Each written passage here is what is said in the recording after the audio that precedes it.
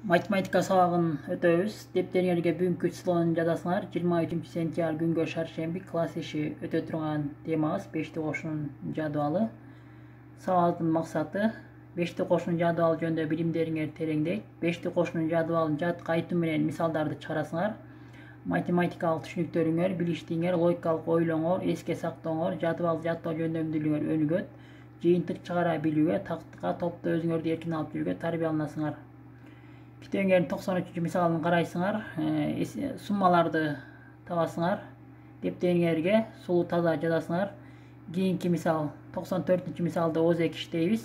8 кошулган 5 барабар 13. Сүрөттөн сызгычты көрүп атасыңар. Өткөн сабактагыдай эле муну биз онго толуктуу ыкмасын пайдаланып чыгарабыз. 8ге 2-ни кошсок 10. Эми 10го 5тен калган 3-тү кошобуз.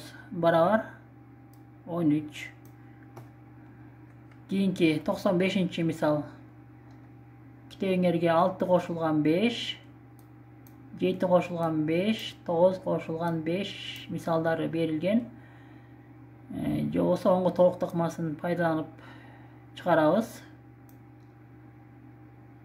6 кошулган 4 барабар 10. Эми 4төн калган 1ди кошобуз 10го. Барабар 11.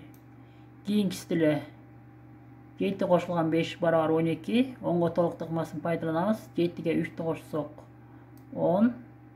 Эми 10го 5тен калган 2-ни кошобуз. 10го 2-ни барабар 12. Кийинки 9 кошулган 5 барабар 14. Муну да 10го толуктуу ыкмасын пайдаланып чыгарабыз. 9га 1ди кошсок 10.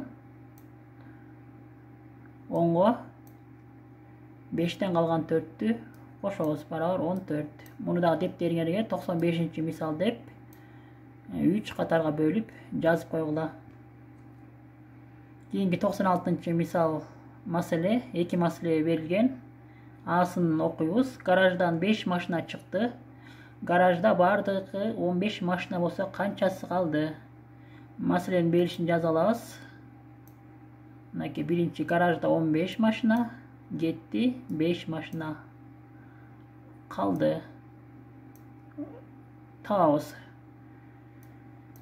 Кемитүү амалы менен чыгарабыз. 15 машинадан 5 машинаны алсак 10 машина калды. Демек гаражда 10 машина калды. Кийинки Б'сын окуйлу. Гараждан 5 машина чыккандан кийин анда дагы 10 машина калды. Гаражда канча машина болгон? Маселенин берилиши бул экинчиси. Кетти 5 машина, калды 10 машина. Ошондо бардыгын табабыз. Кошуу амалы менен чыгарабыз. 5 машинага 10 машинаны кошобуз. Бардыгы 15 машина. Жообун жазабыз. Гаражда бардыгы 15 машина болгон. Мундагы 96 мисал деп маселенин чыгарылышын ирети менен жазасыңар. Кийинки 97 мисал окуйлу. Муундары 2 см жана 3 см болгон сынык сызыктын бир нече түрүн чий, чокуларын кандайча жайгаштырдың? Мынакей сынык сызыктын бир нече түрлөрүн чийип койдум.